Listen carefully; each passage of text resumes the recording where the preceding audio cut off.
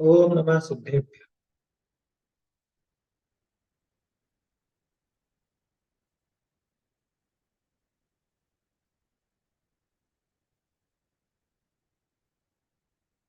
नमः श्रीवर्धमानाय निर्धूतकलिलात्मने सालोकानां त्रिलोकानां यद्विद्यादर्पणविते।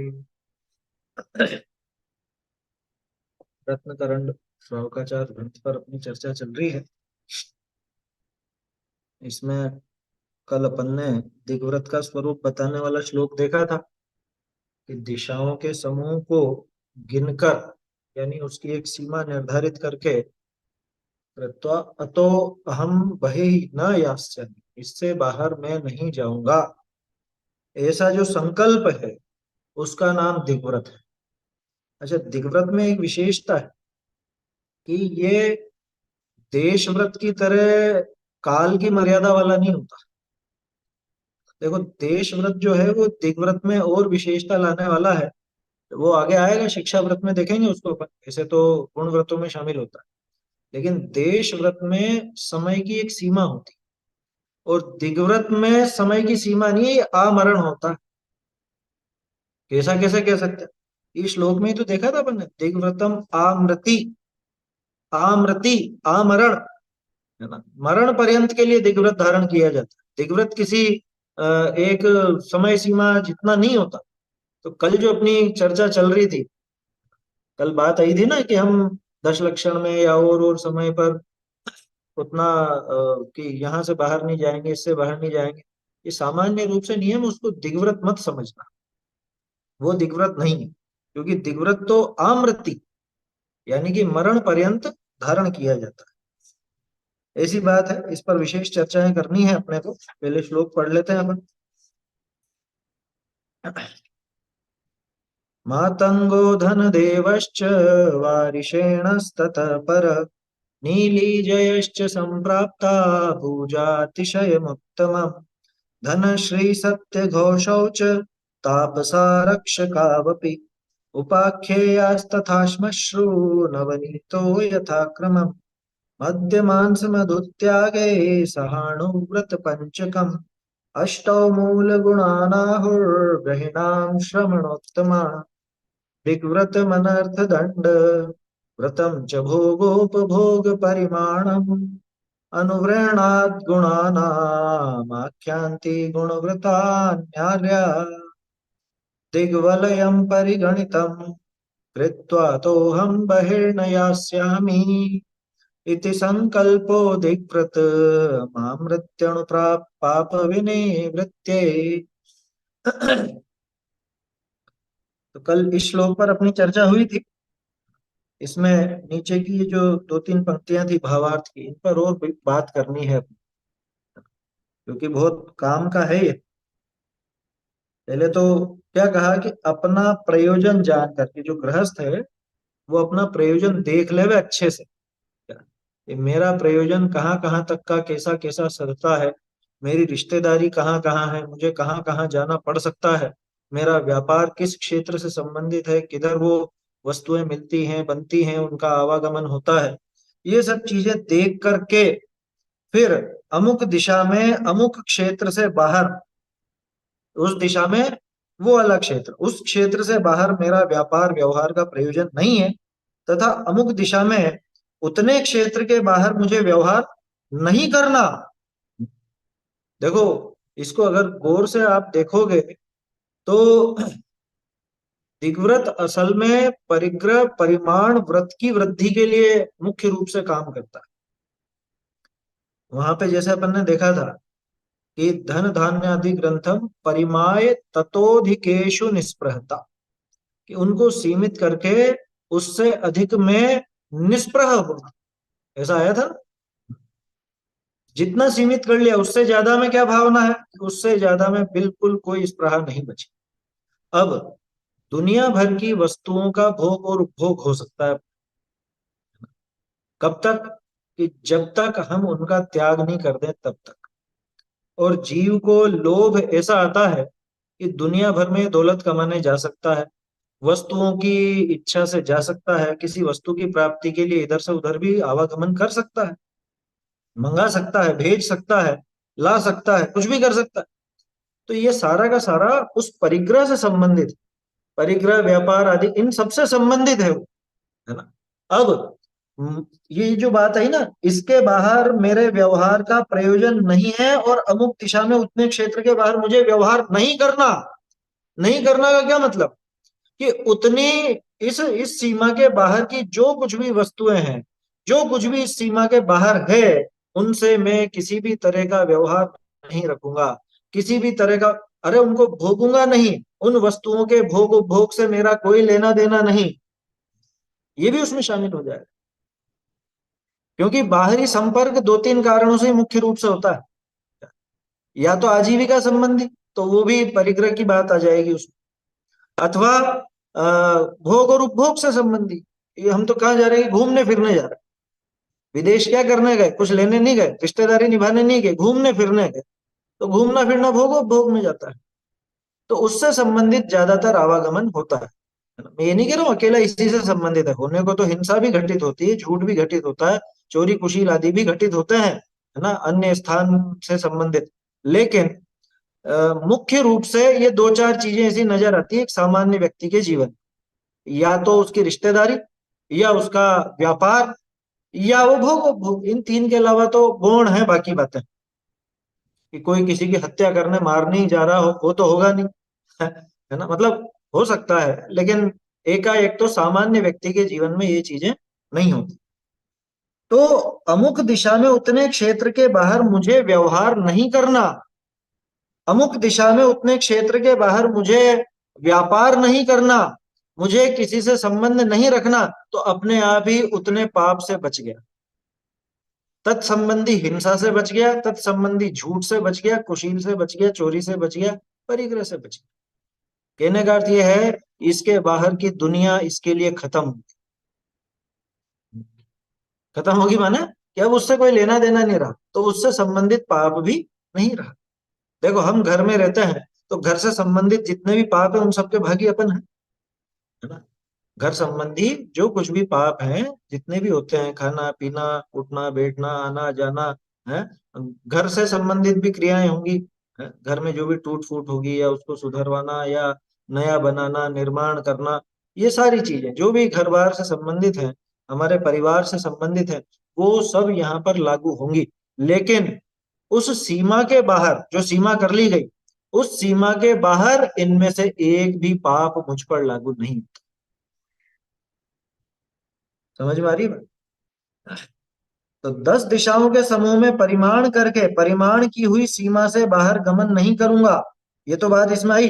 अब खास बात क्यों क्यों नहीं करूंगा, कि इस क्षेत्र से बाहर मेरा व्यापार व्यवहार का प्रयोजन नहीं है, तथा अमुक दिशा में उतने क्षेत्र के बाहर मुझे व्यवहार नहीं करना, वो स्वयं ही नहीं करना चाहता।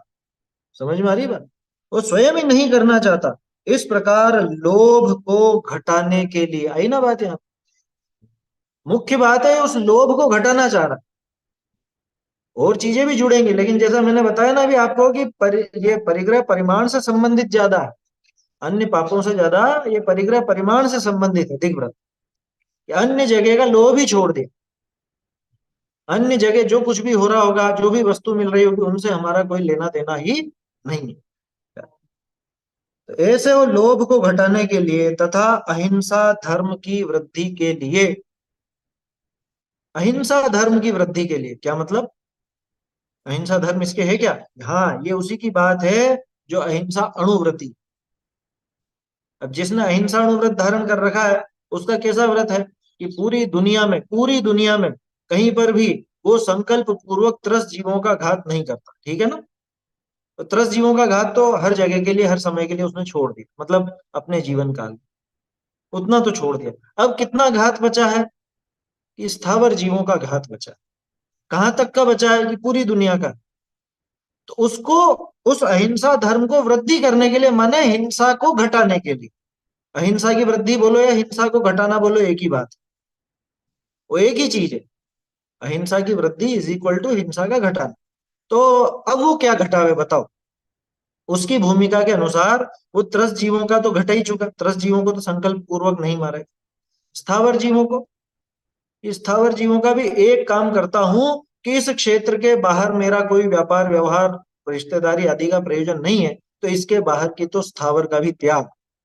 तो वो कैसे हो, वो सीमा निर्धारित कर लो, अपने आप ही उसके बाहर का त्याग हो जाए, अपने आप। ऐसे ये अहिंसा धर्म की वृद्धि है, समझ में? लोभ को घटाने के लिए तथा अहिंसा धर्म की वृद्धि के लिए विचार करके, ऐसा विचार करके, वही जो मैंने आपको बताया टोडरमल जी ने जैसा सिखा रखा है 238 38 39 पेज पर। मरण पर्यंत के लिए ये खास चीज है। आज वो जुड़े नहीं, कल प्रश्न था ना उनका ये। चलिए कोई बात नहीं। तो उसमें वो बात थी, अपन जैसे ले लेते हैं कि 10 लक्षण में इसके बाहर नहीं जाएंगे, इतने दिनों तक का हमने व्रत ले लिया। यहाँ कह रहे हैं कि वो दिग्व्रत नहीं है। दिग्व्रत होता है आमृति, आमृति मरण पर्यंत के लिए। समझ में आई बात? आप नियम भले कैसे भी लो, वो अभ्यास के रूप में ही रखो, उसको नाम क्यों देना चाहते हैं? हम उसे दिग्व्रत नाम ना दे। आपको नियम लेना है ना खुद की प्रैक्टिस बढ़ाने के लिए, खुद का अभ्यास बढ़ाने के लिए, कर लो कि ठीक है अभी 7 दिन के लिए मैं इस नगर से बाहर नहीं जाऊंगा, या जो भी होगा नहीं जाऊंगा, लेकिन फिर वो दृढ़ता से पालन करना उस नियम का। और ये समझ करके चलना कि ये दिग्व्रत नहीं है, क्योंकि दिग्व्रत तो अणुव्रत आदि के उपरांत ही होता है। सम्यक दृष्टि के ही वास्तव में ये व्रत आदि होते हैं। निशल्यो व्रति ऐसा कहा जाता है। माया मिथ्या निदान, अब वो मिथ्या तो अगर नहीं जाए तो शल्य कहाँ गई? शल्य नहीं गई तो वृद्धि कैसे हुआ? इसलिए वास्तव में व्रत तो सम्यक दृष्टि के ही होते हैं। फिर भी अभ्यास के लिए हम अभ्यास कर सकते हैं।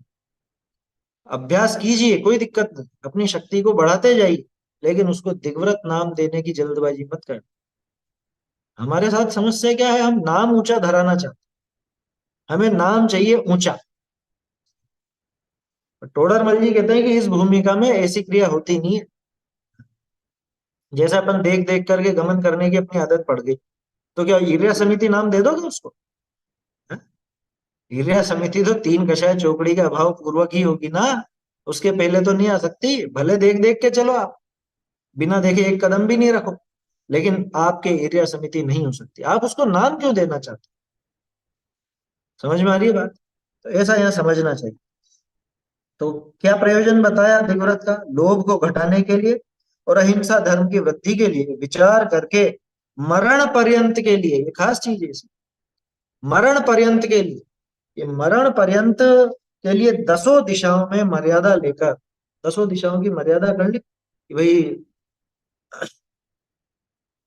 मैं इस दिशा में इससे आगे नहीं जाऊंगा, इस दिशा में इससे आगे नहीं जाऊंगा, ऐसी 10 दिशा में मर्यादा लेकर बाहर जाने का। अब देखो किन किन चीजों का, ये बात छूट गई थी कल अपनी, रीडिंग तो लगा ली थी अपन। बाहर जाने का आगे त्याग करके लिखा है, वो सबके लिए लगाना। बाहर खुद नहीं जाएगा, किसी को बुलाने का। कोई बाहर रहता हो उसको बुलाएगा नहीं, चाहे वो व्यापारिक संबंध से बुलाए, चाहे कोई वस्तु मंगवाता हो, या कोई, अरे रिश्तेदार ही रहने लग गए बाहर। अब अगर मान लो मेरा दिग्व्रत है, सामने वाले का नहीं, मेरा दिग्व्रत है, और मेरे बच्चे बाहर रहने लग गए बरसों से, और मैं मरणासन्न हूं, तो मैं बुलाऊंगा या नहीं बुलाऊंगा? हाँ? बोलिए। दिग्व्रत वाला नहीं बुलाया, जिसने दिग्व्रत धारण किया है वो नहीं बुलाया। ये रहते होंगे, रहते होंगे, वो स्वयं आ जाए वो अलग बात है, लेकिन ये नहीं बुलाए, इसको बुलाने का कोई आशय नहीं है। समझ में आ रही बात? नहीं, फोन पे अगर दिग्व्रती है तो नहीं करेगा वो बात। इसके अतिचार आएंगे आगे अभी क्या? वो प्रेषण शब्द आनयन, है ना, रूपानुपात पुद्गल क्षेप, वीडियो कॉल पे बात नहीं करेगा। आचार्य देव ने 2000 साल पहले मना कर दी वीडियो कॉल की। क्या आया समझ में? रूप नहीं दिखाएगा खुद का, ये है उसमें, अतिचारों में आएगा। समझ में आ रही है बात? तो ये ऐसे हल्की चीजें नहीं है, लोग बाग इनको बहुत हल्के में, ओके हम फिर कैसे लेंगे? अरे तुम्हें लेना है तो इतनी भूमिका बढ़ाओ, इतना राग घटाओ, सीधी सी बात है। राग घटाइए इतना। अरे मैं ऐसे ऐसे व्यक्तियों को जानता हूं जो दिग्व्रती नहीं है, लेकिन इतना इतने संयम से और ऐसे रहते हैं, उनको मतलब ही नहीं, उनके बच्चे विदेश में, वो फोन पे बात तक नहीं करते। फोन पे बात करेंगी उनकी पत्नी, क्या, उनकी पत्नी करेगी फोन पे बात, वो बात ही नहीं करते। हाँ, धर्म चर्चा करनी हो तो कर लो, बाकी बातचीत नहीं करते। घर वालों से ही, खुद के बेटे बहू इत्यादि से ही, उनसे ही नहीं करते। धार्मिक चर्चा करनी हो तो जरूर कर। क्या कहा? तो बाहर जाने का, किसी को बुलाने का, भेजने का, यहां से भेज दिया, काम के लिए भेज दिया कि देखो मेरे तो त्याग है, मैं एक काम करता हूँ, नौकर को भेज देता हूँ वहां पे, है ना, व्यापारिक कुछ कार्य था, अब वो बाहर जाना पड़ रहा है, तो नौकर को भेज दिया, भेजेगा। सीमा से बाहर नहीं भेजेगा, जितनी इसने सीमा रख रखी है, उस सीमा से बाहर नहीं भेजेगा। इसको संभावना होगी तो उतनी सीमा नहीं रखेगा, इतनी सीधी सी बात है। भेजने का, वस्तु मंगाने का,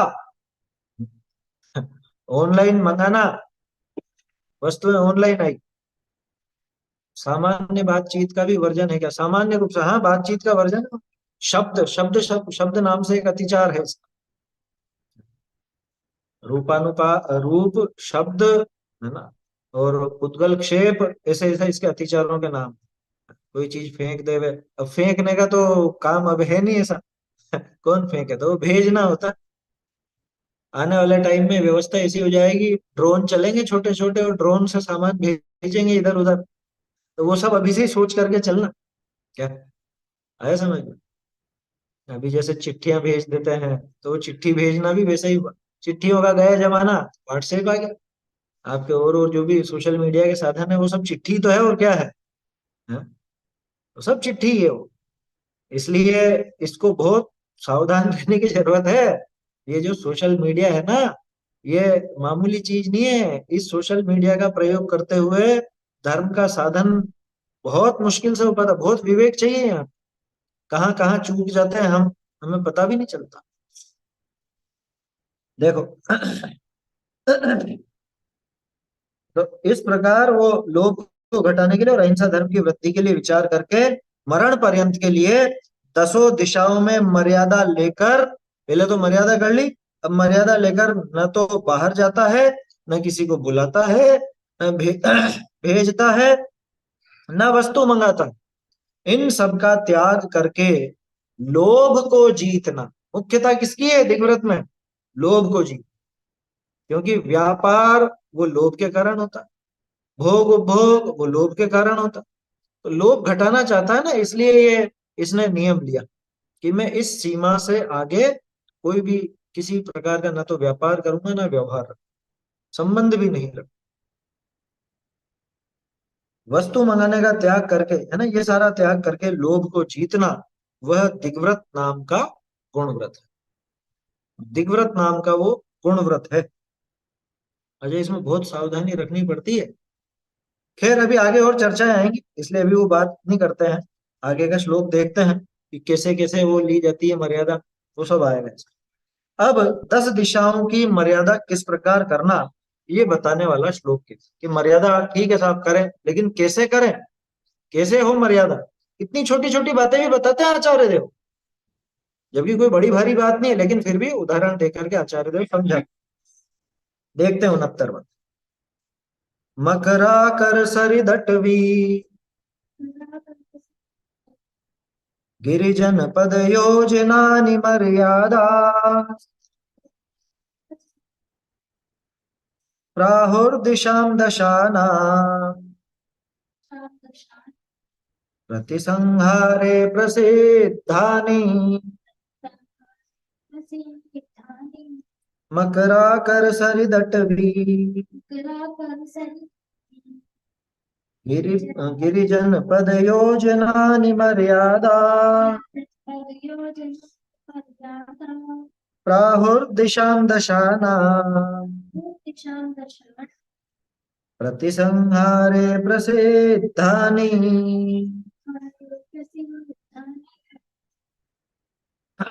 इसका अर्थ भी पढ़ देता हूँ, फिर एक साथ चर्चा करेंगे।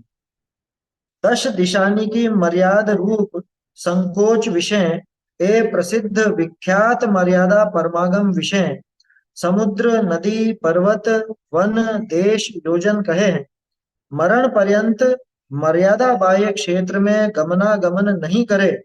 समुद्राधिक क्या है, समुद्राधिक लोक विख्यात, और समुद्राधिक लोक विख्यात चिन्हते मर्याद करे। अब 10 दिशा की मर्यादा धारण करने वाले के कहा होए सो कहे। छोटा सा ही अर्थ था, इसलिए साथ में पढ़ लिया अपन ने। देखिए क्या कह रहे हैं। मकराकर, मकराकर किसे बोलते हैं? मकर बोलते हैं मगर को, है ना, मगरमच्छ होता है। तो मकराकर कहा जाता है समुद्र को। वैसे आमतौर पे समुद्र में मगरमच्छ नहीं होता। समुद्र में दूसरी मछलियां, बड़ी मछलियां होती है। मगरमच्छ तो ज्यादातर नदियों में इनमें होते हैं। फिर भी इसको मकराकर भी कहा जाता है समुद्र को, ठीक है ना, क्योंकि वहां पे और दूसरे भी रहते हैं, मक्र, नक्र, मक्र, ये सब अलग अलग है। तो मकराकर यानी समुद्र। सरित, सरित यानी सरिता नदी। अटवी, अटवी का मतलब वन जंगल इत्यादि उपवन वगैरह। गिरी, गिरी यानी पहाड़। जनपद, जनपद यानी कोई नगर। योजनानी अथवा योजन, योजनों की मर्यादा, ये मर्यादाएं कही गई है। कल अपन ने बात की थी, दो तरह से ऐसी मर्यादा की जाती है। एक तो वो संख्या से माने कि इतने किलोमीटर दूर नहीं जाएंगे, इतना वो नहीं जाएंगे। दूसरा किसी जगह विशेष से, क्षेत्र विशेष से, तो एक क्षेत्र विशेष के नाम ये सब आ गए। और योजन में वो समझ लीजिए दूरी आ गई। योजन पुराना नाप है। 4 कोस का एक योजन कहलाता है। 2 मील का एक कोस कहलाता है। तो लगभग लगभग 13 किलोमीटर के आसपास, लगभग लगभग एक राउंड फिगर में बता रहा हूँ मैं आपको, 13 किलोमीटर के आसपास का एक योजन होता है। अभी उस जमाने की बात है, आज के हिसाब से आप करोगे तो किलोमीटर देखोगे, है ना, मील भी नहीं देखोगे। अमेरिका वाले मील ज्यादा देखते हैं, भारत वाले किलोमीटर ज्यादा देखते हैं। तो जैसा जहाँ चलन हो उस हिसाब से आप रख सकते हो ना, योजन भी रख सकते हो, मील भी रख सकते हो, कोस भी रख सकते हो, किलोमीटर वगैरह जो भी है वो भी रख सकते हो। तो ऐसी मर्यादा प्राहु कही गई है इनकी दिशाम दशानाम, दशानाम दिशाम, यानी 10 दिशाओं की ऐसी मर्यादा कही गई है। किस विषय में कही गई है? प्रतिसंहारे। प्रतिसंहार किसको कहते हैं? प्रतिसंहार माने त्याग, है समझ। प्रतिसंहार का अर्थ त्याग भी होता है। तो त्याग में प्रसिद्ध हानि। लेकिन ये कौन से मकराकर कि जो प्रसिद्ध हैं, लोग प्रसिद्ध, जो सब जानते हैं, जो नाम उसका प्रसिद्ध है, उससे वैसी मर्यादा ली जाए, ये 10 दिशाओं की मर्यादा कही जाती है। 10 दिशाएं कल भी देखी थी अपन ने, उत्तर दक्षिण पूर्व पश्चिम, फिर आग्नेय, वायव्य, नैऋत्य और ईशान। ये 8 तो दिशाएं होती है ना। मतलब 4 दिशा, 4 विदिशा, एक ऊर्ध्व ऊपर और एक अधः, ऐसा। ऐसे 10 दिशाओं की मर्यादा की जा सकती है। कैसे मर्यादा की जाती है? या तो प्रसिद्ध स्थान से, और या फिर यूं समझ लीजिए कि अपने माप से, माप अथवा प्रसिद्ध स्थान के माध्यम से ये इनके प्रति संहार में प्रसिद्ध स्थानों की अथवा माप की मर्यादा बताई गई। सरल है। इस श्लोक में तो इतनी मात्र बात है कि आगम में 10 दिशाओं की मर्यादा रूप सीमा बांधने के लिए प्रसिद्ध तथा विख्यात समुद्र नदी पर्वत वन देश योजन कहे। ये तो सरल है बात। जैसे थोड़ा सा उदाहरण देख लेते हैं अपन। जैसे समुद्र की अपन ने सीमा कर ली कि इधर तो मैं बंगाल की खाड़ी से आगे नहीं जाऊं, मतलब बंगाल की खाड़ी मेरी लिमिट है। इस तरफ ये अरब सागर मेरी लिमिट है, नीचे की तरफ वो हिंद महासागर मेरी लिमिट है। ये समुद्र की मर्यादा है, समझ। जो भी अपने आसपास हो ऐसा कर सकते हैं। अथवा आपके कोई शहर की मर्यादा कर रहा है तो कह सकते हैं कि हमारे आसपास ये तालाब है, वो इस तालाब से आगे नहीं जाए, ये नदी है, इस नदी से आगे नहीं जाए। होता है ऐसा। अपने यहाँ तो अधिकांश जो राज्यों की सीमा बनी हुई है, वो या तो किसी पर्वतमाला से या किसी नदी से विभाजित है, समझ में? कोई ना कोई नदी बहती है वहां पे, बड़ी नदी हो, नाला बहता हो, उससे ही अपने राज्य डिस्ट्रिक्ट वगैरह इन सब की सीमाएं उसी से चलती है। कई बार तो ऐसा होता है कि एक ही राज्य में आपको एक जगह से दूसरी जगह जाना है तो उसमें बीच में दूसरे राज्य से होकर के जाना पड़ता है, समझ में। अभी हम अगर पिड़ावा जाएं तो पिड़ावा जाने के लिए पहले तो एमपी में घुसेंगे, फिर एमपी से वापस से राजस्थान में घुस करके पिड़ावा है। कितना दूर, 50-55 किलोमीटर दूर के अंदर भी ऐसी स्थिति हो जाती है। ऐसी कोई विशेष बात, ऐसे सोनागिर जी का है, वहां पे उधर जाते हैं तो पहले वो उधर जाते हैं, शिवपुरी के आगे यूपी आता है, यूपी से फिर इधर घुसते हैं एमपी में, हमारी तरफ से जाते हैं, तो ऐसा पड़ता है कुछ। तो ऐसे 3 राज्यों की सैर हो जाती, समझ में आई बात। खैर, तो इस तरह से वो अपनी एक वो मर्यादा बांध सकता है, लेकिन उसमें ये ध्यान रखे कि कहीं इसका उल्लंघन तो नहीं होता, क्योंकि आजकल पहले वाले रास्ते नहीं रहे। अब तो सब वो ब्रिज बन जाते हैं और ये होता है, तो आपकी वो नदी वगैरह की सीमा भी लांघी जा सकती है। इसलिए सोच समझ करके वो नियम रखने जैसी बात है समझ। ऐसे ही 8वीं, जंगल वगैरह की, इस जंगल के आगे नहीं जाना, इस जंगल का एरिया। अब इसमें भी एक भारी समस्या है, जंगल धीरे धीरे कम होते जा रहे, हमारी आंखों के सामने देखते देखते 10-20 साल के अंदर ही वो जंगल सिकुड़ते जा रहे हैं। तो फिर वो सीमा उस हिसाब से अपने को देख लेना चाहिए क्या, जनपद, शहर, इस शहर के आगे नहीं जाना, है ना। अब वो शहर भी कहाँ तक सीमा रखी है ये विचार कर लेना, क्योंकि अतिचार लगेगा। जैसे मान लो, अभी अभी देखने में आता है जो बड़े शहर हैं वो और बड़े होते जाते हैं। पहले जैसे कोटा है ना, तो वो कोटा के आखिर का हिस्सा जहाँ पे अपना मुमुक्षु आश्रम है अभी, पहले वो बूंदी जिले में आया करता था। अब कोटा इतना ज्यादा बढ़ गया कि अब वो खुद कोटा जिले में ही कहलाने लग गया। तो ऐसा विचार कर लेना कि भाई हमारी सीमा कहाँ तक, क्योंकि शहर घटते बढ़ते रह सकते हैं, उनका स्वरूप बदल सकता है। एक ही शहर पहले कहाँ था, फिर कहाँ हो गया, फिर कहाँ हो गया, ऐसा हो जाता है। समझ में आ रही बात। तो ये सब गंभीरता से विचार करके, क्योंकि इसमें कहीं अपने शिथिलता नहीं आवे, ये अपने को ध्यान रखना चाहिए। उपयोग तो सारा इस ध्यान में ही लग जाएगा। नहीं लगेगा, नहीं लगेगा। वो ये अपन जो चर्चा कर रहे हैं इसलिए विस्तार से कर रहे हैं कि बाद में फिर समय नहीं लगता उसके लिए। भाई सीधी सी बात निर्धारित कर ली, जैसे मान लो मैंने कोटा का भी अभी उदाहरण लिया, कोटा का निर्धारित कर लिया कि उस नहर तक जाऊंगा। अब वो नहर चाहे वो कोटा के अंदर शामिल हो जाए चाहे नहीं शामिल हो, वो नहर उसकी सीमा हो गई है, समझ। तो समय वो एक बार का है। हाँ? आप कुछ भी काम करते हो या कुछ भी करते हो तो पहले कितना देख विचार करते हो, सब सोच विचार करते हो, और बाद में, कि बाद में कुछ भी उसके बारे में विचार नहीं। महिलाएं जैसे साड़ी देखने जाती है या समझ लीजिए अंगूठी वगैरह कुछ भी खरीदने गई, तो वो कितना कितना देखती हैं। बहुत सी महिलाएं तो लेती नहीं है, उसके बाद भी पूरी दुकान फैला देती। खैर, है ना, सब नहीं होती इस तरह की, मैं तो उदाहरण बता रहा हूँ कि पहले कितना विचार चलता है। ये जयचंद जी ने उदाहरण दिया कि जयचंद जी का है, किसका है, कि स्वर्ण को खरीदने के पहले उसके कितने विकल्प चले।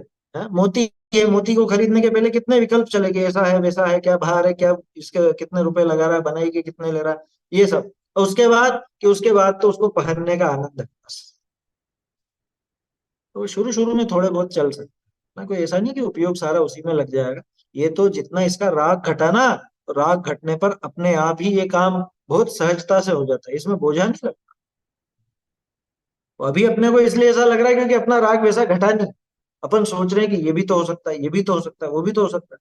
ये बात ही उसकी है कि जिसने वो विकल्प ही छोड़ दिया कि अरे करना ही नहीं ना, करना ही नहीं है, किसी भी तरह से नहीं करना। तो अब उसको क्या सोचना है बताओ। जिसका वो राग टूट गया बिल्कुल ही कि मुझे तो भारत से बाहर ही नहीं जाना, ठीक है ना। अब वो कि अमेरिका भी तो जा सकता हूँ, इंग्लैंड भी तो जा सकता हूँ, यहाँ भी तो जा सकते हैं, यहाँ पे मान लो रिश्तेदार रहने लगे, उसने ये करना ही नहीं, कोई संबंध ही नहीं रखना, खुद का बेटा भी चला जाए तो भी नहीं रखना, बस हो गया पक्का। क्या देर लगती है, ऐसा है। ठीक है। समुद्र आदि लोक में विख्यात चिन्ह, है ना, पहाड़ी का भी समझ लेना, ऐसे पहाड़ी वगैरह वो सब है। समुद्र आदि लोक में विख्यात चिन्ह से दिशा की मर्यादा की जाती है। खास बात वही, मर्यादा लेने वाला मरण पर्यंत ली हुई मर्यादा के बाहर के क्षेत्र में गमनागमन नहीं करता है। गमन आगमन दोनों ही नहीं करता, न भेजता है न मंगाता है, वहां से किसी भी प्रकार का संबंध नहीं रखता। ठीक है। अब 10 दिशाओं की मर्यादा धारण करने वाले के क्या होता है, ये बतलाने वाला श्लोक है। ये बहुत बढ़िया श्लोक है, आगे के जो दो श्लोक है ये समझने लायक है। इसमें विवक्षा का अंतर भी आपको दिखेगा, और आचार्य देव किस तरह से समझाते हैं कोई बात, वो समझ में आएगा कि क्यों हर किसी को हर कुछ नाम नहीं दिया जाता। पहले श्लोक और दूसरे श्लोक में आपको ऐसा दिखेगा कि ये तो विरोधी हो गए दोनों एक दूसरे के। एक ही श्लोक में कथन पलट दिया ऐसा लगेगा, लेकिन वो है नहीं। आचार्य देव बता रहे हैं कि किस विवक्षा से कैसा कथन किया जाता है। अब 10 दिशाओं की मर्यादा धारण करने वाले के क्या होता है ये बताते हैं। अवधेर बहिरणु पाप प्रतिविरतेर्दिग्व्रता निधारयताम् पंच महाव्रत परिणति मनोव्रतानि प्रपद्यन्ते अवधेर्बहिरणु पाप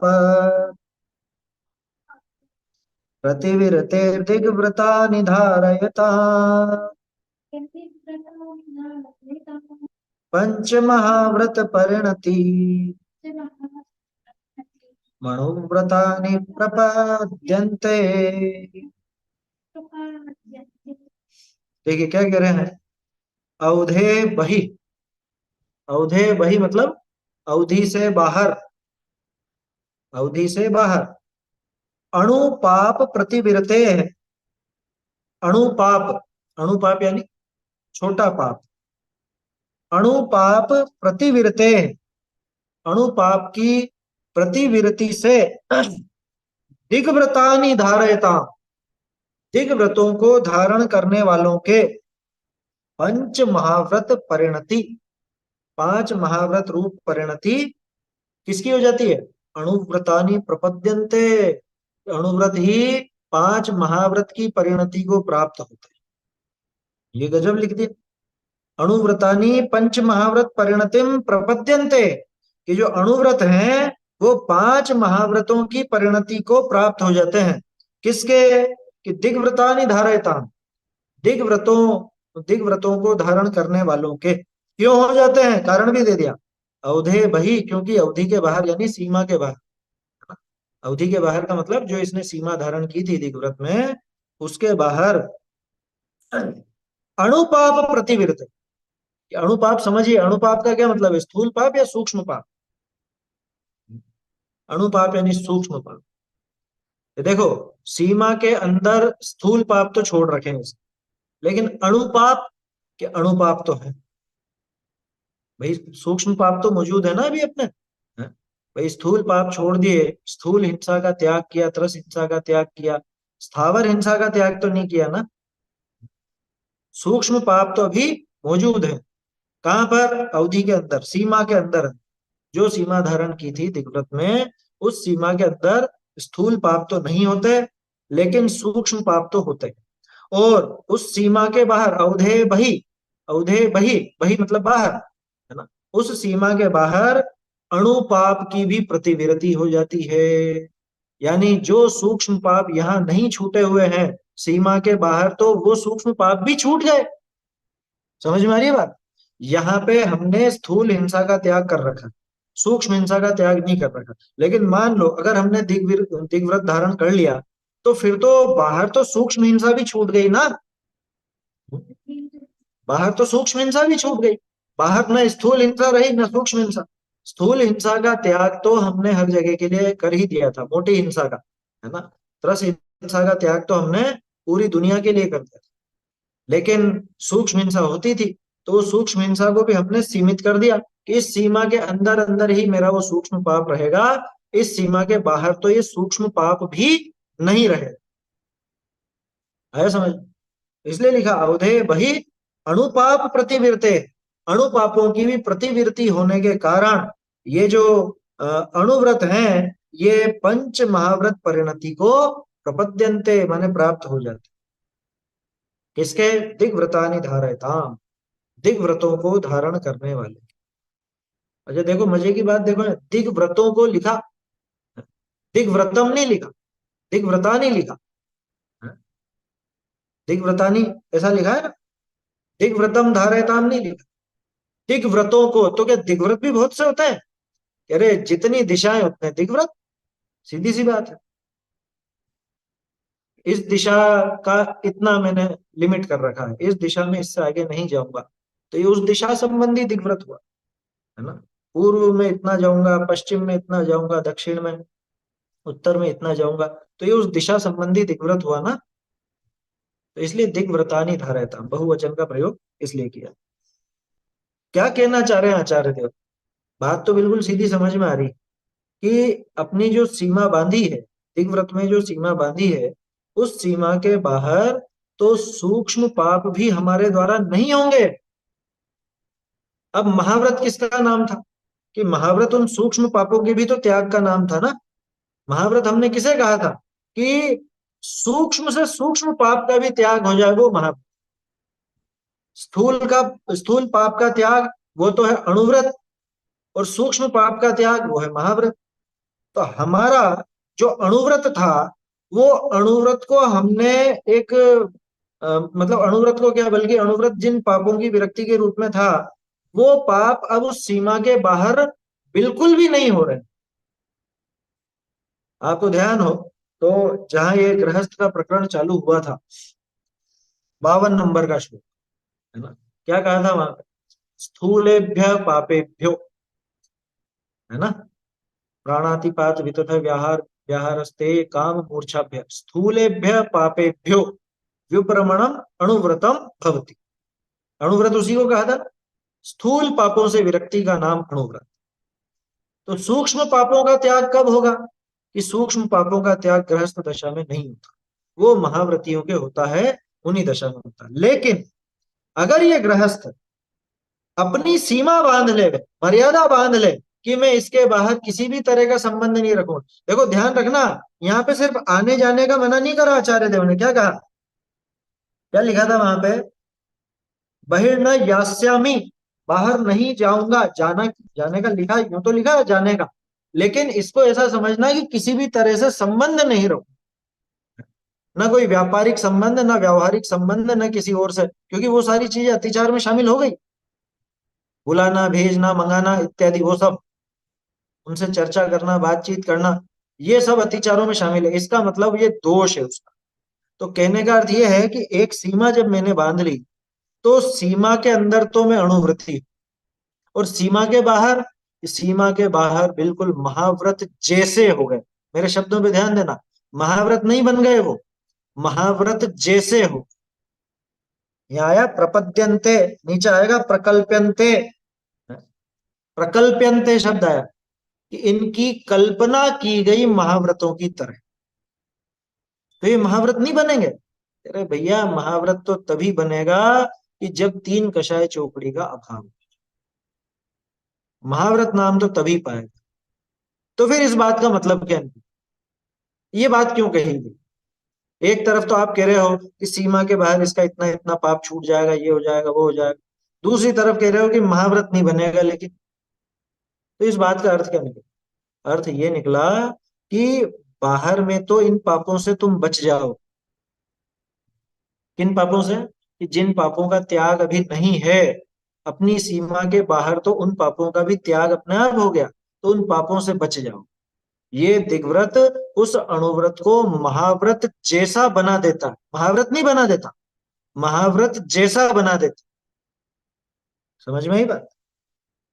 अणुव्रतानी पंच महाव्रत परिणतिम प्रपद्यन्ते, ये जो अणुव्रत हैं, ये 5 महाव्रतों की परिणति को प्राप्त होते हैं।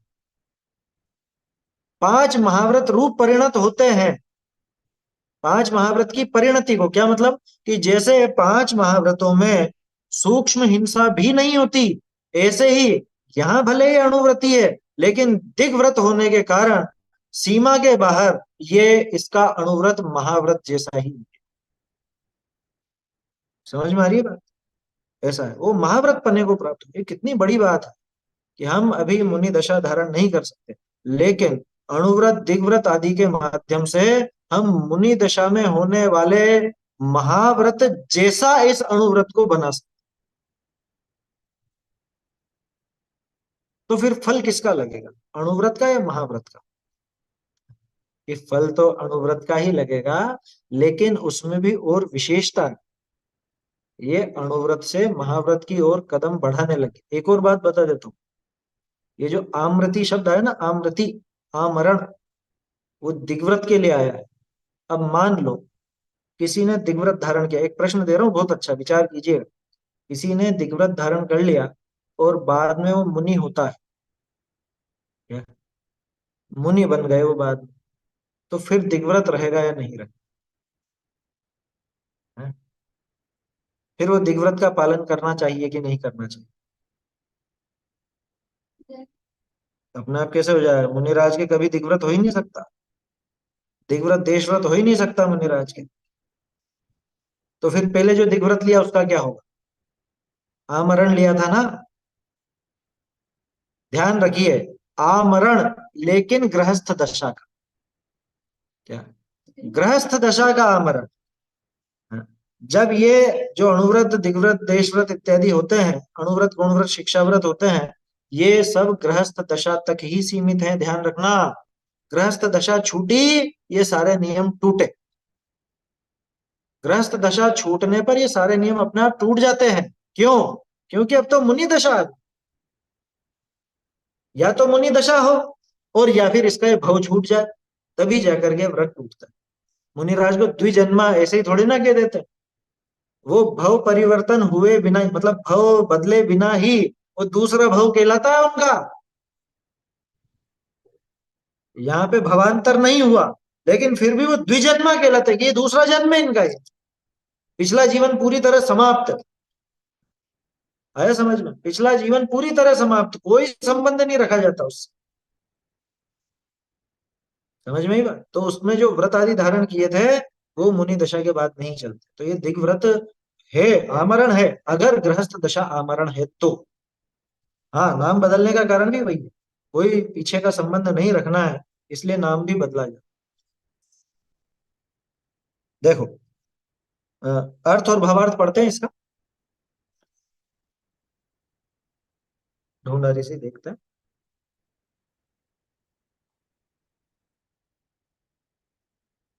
हाँ, दिग्व्रत निने धारण करते, गृहस्थनी के मर्यादा बाहिर, अणु मात्र हु पाप प्रति विरक्तता ते, अणुव्रत हैं ते ही पंच महाव्रतनी की परिणति को प्राप्त होत हैं।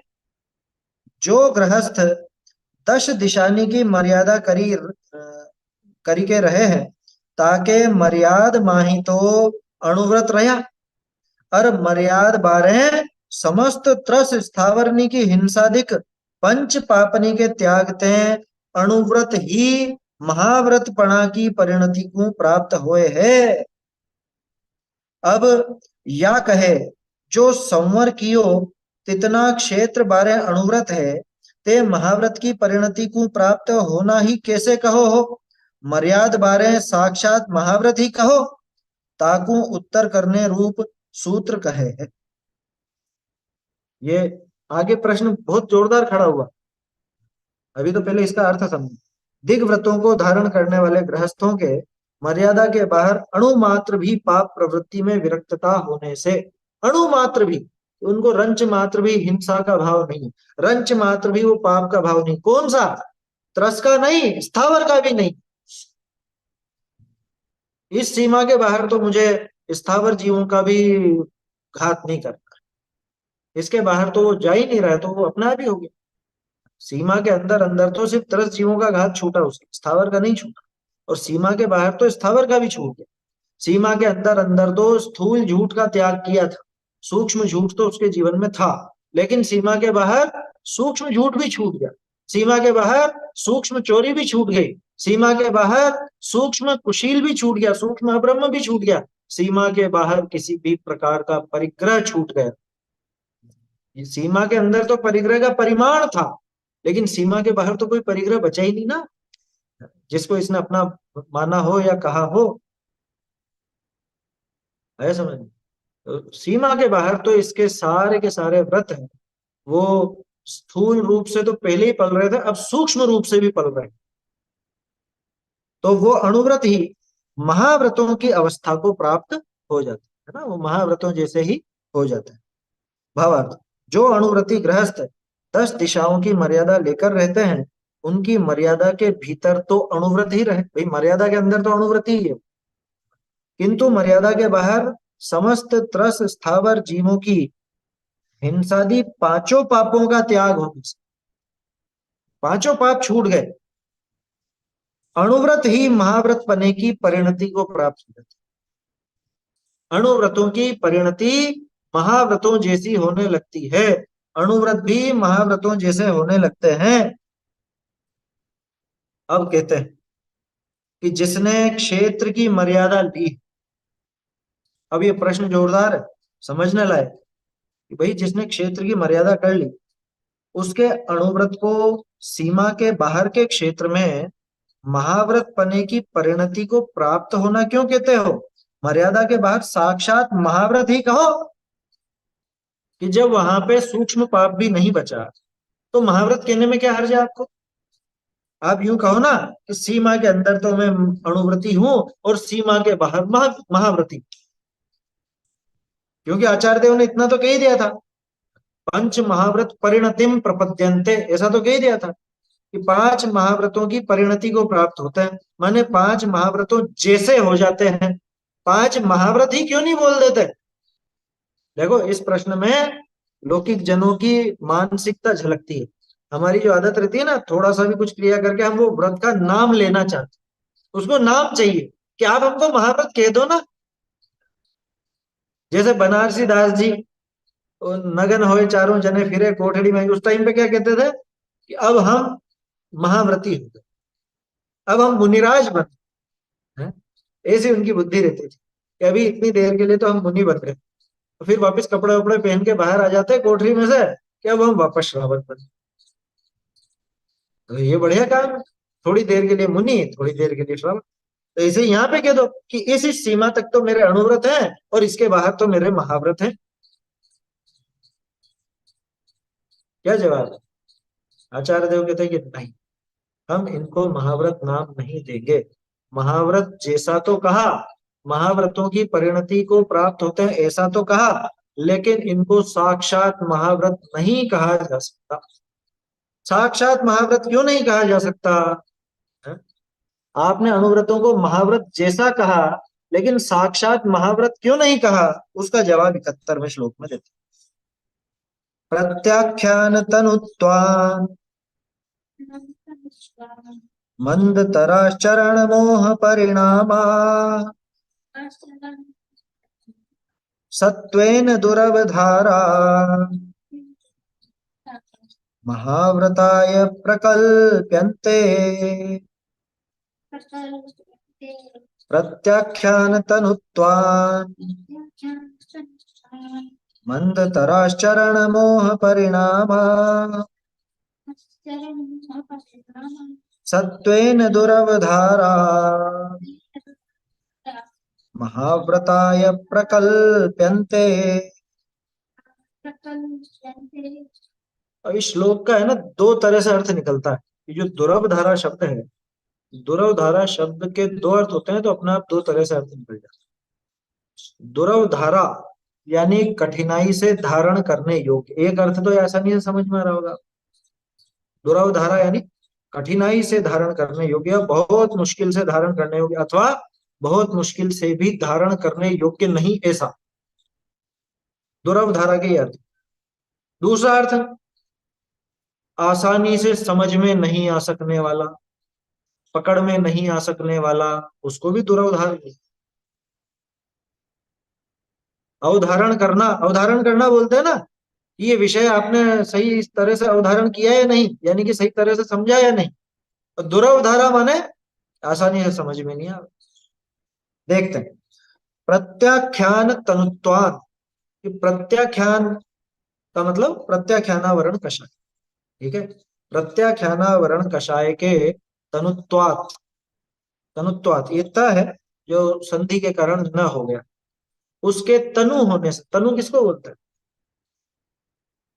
बहुत से लोग तनु को शरीर, शरीर नहीं, तनु माने कृश, कमजोर, तनु माने कमजोर। क्षीण, तो प्रत्याख्यान के तनु होने से, क्षीण होने से, मंद तराह चरण मोह परिणामा, ये चारित्र मोह के जो परिणाम है ये बहुत मंदतर हो गए। क्या? प्रत्याख्यान कषाय के तनु यानी क्षीण होने से। अब विचारणीय बात है यहाँ, प्रत्याख्यान कषाय क्षीण हुई है, नष्ट नहीं हुई। क्या? क्षीण हुई है, नष्ट नहीं हुई है ना? तो वो परिणाम, चारित्र मोह के परिणाम कैसे हो गए कि मंद से भी मंदतर हो गए। संजुलन की बात नहीं कर रहे हैं अपन, अपन प्रत्याख्यानावरण कषाय की बात कर रहे हैं। प्रत्याख्यानावरण कषाय संबंधी चारित्र मोह के परिणाम मंदतर हो गए। कितने मंदतर हो गए? इस सत्वेन दुरवधारा, जीवों के द्वारा आसानी से जाने नहीं जा सकते। इतने बारीक लेकिन है वो, इतने बारीक हैं लेकिन है। देखो ये चरणानुयोग के अंदर कर्णानुयोग का समावेश हो गया। यहाँ अब आचार्य देव कर्णानुयोग वाली बात कर रहे हैं कि ऊपर से देखने पर तो इसके बिल्कुल ऐसा लगेगा जाने कोई प्रत्याख्यानावरण कषाय है ही नहीं, लेकिन वो प्रत्याख्यानावरण कषाय अत्यंत मंदतर है। मंदतर है ना? मंदतर होने की वजह से वो पकड़ में नहीं आती, जीवों को पकड़ में नहीं आती, लेकिन है तो सही। अब है तो महाव्रत कैसे कहें? क्योंकि महाव्रत तो मात्र संज्वलन के उदय में होते हैं। जहां तक प्रत्याख्यानावरण कषाय का उदय है, भले वो कितना भी हो, है ना, भले वो कितना भी हो, कितना ही कम क्यों ना हो, लेकिन प्रत्याख्यानावरण कषाय मौजूद है तो महाव्रत नाम नहीं दिया जा सकता। इसलिए महाव्रतों के लिए प्रकल्प्यन्ते, महाव्रतों की कल्पना की गई, नाम दिया गया महाव्रतों जैसा। वास्तव में महाव्रत नहीं है। क्यों नहीं है? क्योंकि अंदर वो प्रत्याख्यान का तनु तनु परिणाम मौजूद है, हीन परिणाम मौजूद है वो सत्ता में, सत्ता दिखाई उसकी, प्रत्याख्यानावरण कषाय की सत्ता मौजूद है। इस वजह से वो जीवों को तो पकड़ में नहीं आता, उनको तो क्या लगता है कि इनके तो समाप्त हो गई प्रत्याख्यानावरण कषाय, इसलिए सत्वेन दुरवधारा। एक अर्थ तो इस तरह से निकलता है। दूसरा अर्थ, प्रत्याख्यान के हीन होने से, क्षीण होने से, मंदतरा। अब प्रत्याख्यान से मंदतर कौन है? संज्वलन, है ना? संज्वलन कषाय के उदय में जो चारित्र मोह के परिणाम होते हैं, चरण मोह परिणाम यानी चारित्र मोह के परिणाम, वो उससे भी बारीक है, और अभी इसके उसका ही अभाव नहीं हुआ है। तो संज्वलन के उदय में होने वाले जो क्या कहें, महाव्रत आदि के परिणाम हैं, वो सत्वेन दुरवधारा, वो सत्वों के द्वारा आसानी से धारण नहीं किए जा सकते, क्योंकि अभी मंद रूप में प्रत्याख्यानावरण कषाय पड़ी हुई। इसलिए सत्वों के द्वारा महाव्रत आदि के परिणाम धारण नहीं किए जा सकते, इसलिए महाव्रताय प्रकल्प्यन्ते, इसलिए महाव्रतों की कल्पना की गई है, नाम दिया गया, वास्तव में महाव्रत नहीं। तो दोनों तरह से अर्थ बनता है। ज्यादा सटीक अर्थ वही वाला बैठता है जो पहले अपन ने देखा, कि वो इतना इतना क्षीण है कि जीवों को पकड़ में नहीं आता, इसलिए वो महाव्रतों की कल्पना करते हैं, लेकिन वास्तव में वो महाव्रत नहीं। क्योंकि महाव्रत में कोई क्षेत्र की मर्यादा नहीं होती कि इस क्षेत्र के अंदर अंदर तो मेरे स्थूल हिंसा का त्याग है और इस क्षेत्र के बाहर सूक्ष्म हिंसा का भी त्याग, ऐसा नहीं होता है। महाव्रत माने तो महाव्रत हो तो हर जगह के लिए होता है। अभी अपन ने जो बात की थी, दिग्व्रत आदि सब टूट जाता है मुनिराज होते ही। क्यों? क्योंकि दिग्व्रत किसके लिए थे बताओ? दिग्व्रत उस पाप को घटाने के लिए थे ना। यहाँ तो पाप बचा ही नहीं, अब घटाएंगे किसको? दिग्व्रत किस लिए? दिग्व्रत इसलिए कि हमारा स्थूल पाप तो छूट चुका है, लेकिन सूक्ष्म पाप और सीमित हो जाए, इसके लिए दिग्व्रत था। और मुनिराज के जब सूक्ष्म पाप बचा ही नहीं तो क्या दिग्व्रत ले? उनका संबंध ही नहीं रहा, अपने आप ही नहीं रहा, तो उनको ये भावना रहेगी कि मैं यहाँ नहीं जाऊं और वहां नहीं जाऊं और इससे आगे नहीं जाऊं, उनके फिर ये कोई मतलब का नहीं रहेगा। ये उसका प्रैक्टिकल कारण है, लॉजिक है ये उसके पीछे। ये दिग्व्रत अणुव्रतों को बढ़ाने के लिए थे, यानी कि अपन उल्टा चलो इसमें, उन पापों को और घटाने के लिए थे। और महाव्रत में तो पहले से ही पाप सर्वथा छूट चुके हैं, अब घटाएंगे किसको? इसलिए वहां दिग्व्रत देशव्रत आदि की कल्पना नहीं होती। आया समझ में? ऐसा है। तो प्रत्याख्यान के हीन होने से, क्षीण होने से और चारित्र मोह के परिणाम वो अत्यंत मंदतर हो गए हैं, जो कि सत्व यानी कि जीवों के द्वारा आसानी से समझे नहीं जा सकते, वो अपने ज्ञान में नहीं आ पाते, इसलिए वो महाव्रतों की कल्पना की जाती है। वास्तव में तो वहां महाव्रत नहीं, असलियत ये। मैंने कहा था ना 70 और 71 आपको दोनों उल्टे दिख सकते हैं एक दूसरे से, वास्तव में उल्टे नहीं है। विवक्षा समझाई आचार्य देव ने कि भैया तुमको ये समझाने के लिए हमने कहा था कि महाव्रत जैसे, लेकिन इनको महाव्रत मत समझ लेना, चेतावनी दे दी उन्होंने। सोचो अगर ये श्लोक नहीं होता तो आज तक तो ये परिपाटी बन चुकी होती कि हम वहां के महाव्रती हैं, कि मैं यहाँ भारत में हूं ना, मैं अमेरिका के लिए महाव्रती हूँ। क्यों? क्योंकि मैं अमेरिका जा ही नहीं रहा हूँ, मेरे वहां पे महाव्रत है। यहाँ पे अणुव्रती हूँ, वहां पे महाव्रती हूँ। ऐसी ऐसी बातें होती अगर ये श्लोक नहीं होता। कितना जरूरी था ये श्लोक, आप कल्पना कीजिए। तो ऐसा है, इसका अर्थ और भावार्थ पढ़ते हैं ढूंढारी से, है ना? श्लोक सरल चल रहे हैं इसलिए अपन समझ में आ रही है बात। हाँ, फिर वहां वाले आगे चढ़ाते, सही बात। ये प्रवृत्तियां खोटी हो जाती। क्या कह रहे हैं? अणुव्रती गृहस्थ के, क्या लिखा है इधर साइड में है ना ये, अणुव्रती गृहस्थ के सकल संयम का विरोधी।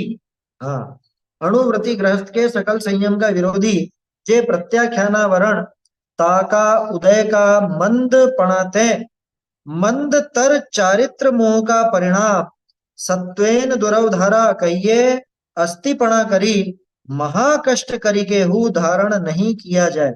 यहाँ सदासुख जी ने सत्वेन का अर्थ अस्तिपने से लिया, जबकि सत्व का अर्थ वहां पे जीव से संबंधित ही है, कि जीवों के द्वारा महाकष्ट करी के हु धारण नहीं किया जाए।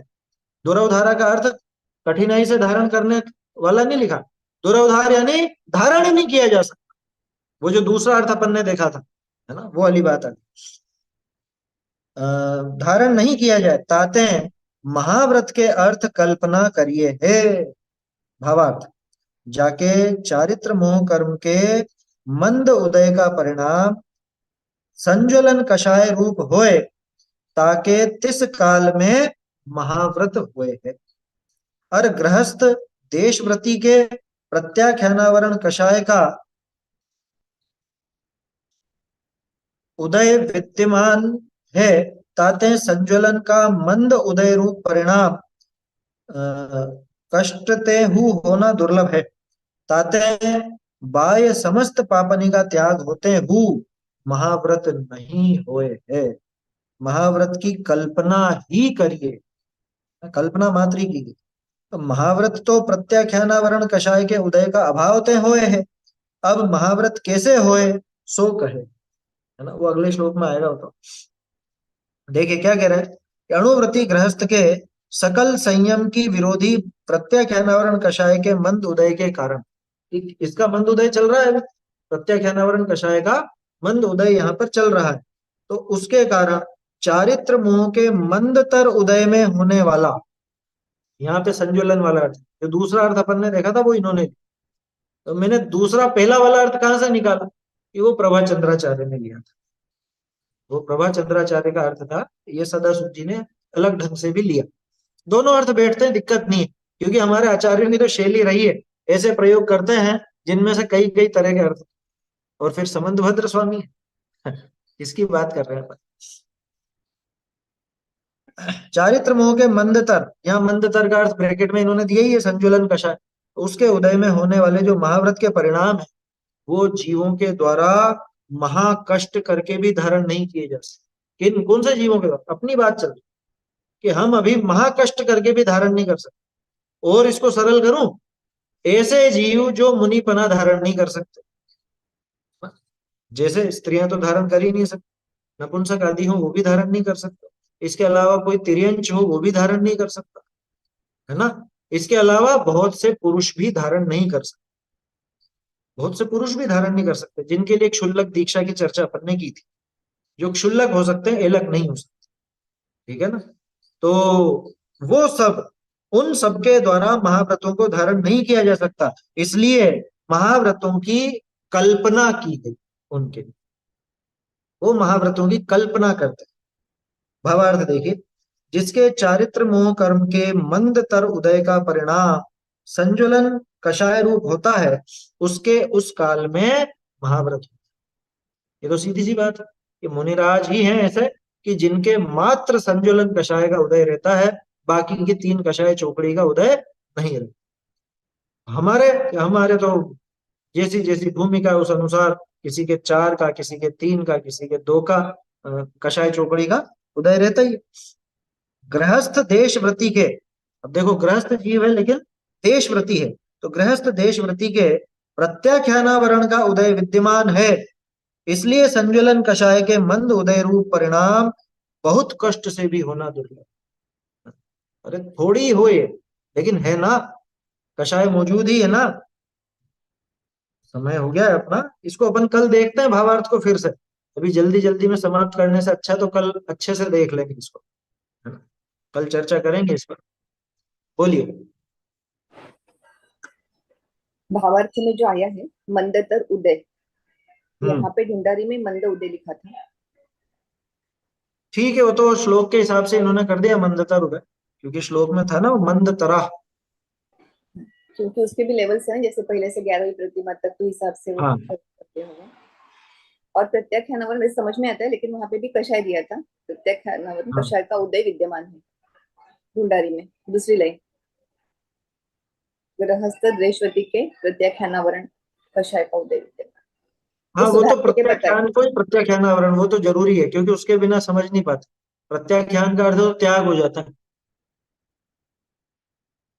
हाँ, कषाय का नाम तो प्रत्याख्यानावरण है ना। प्रत्याख्यान शब्द का अर्थ त्याग है, मैं यूं कह रहा हूँ।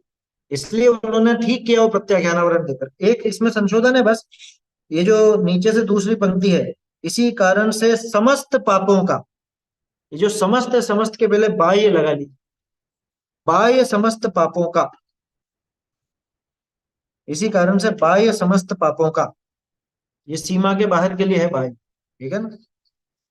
चलिए श्लोक बोल लेते हैं, समय हो गया अपना, बाकी कल करेंगे चर्चा।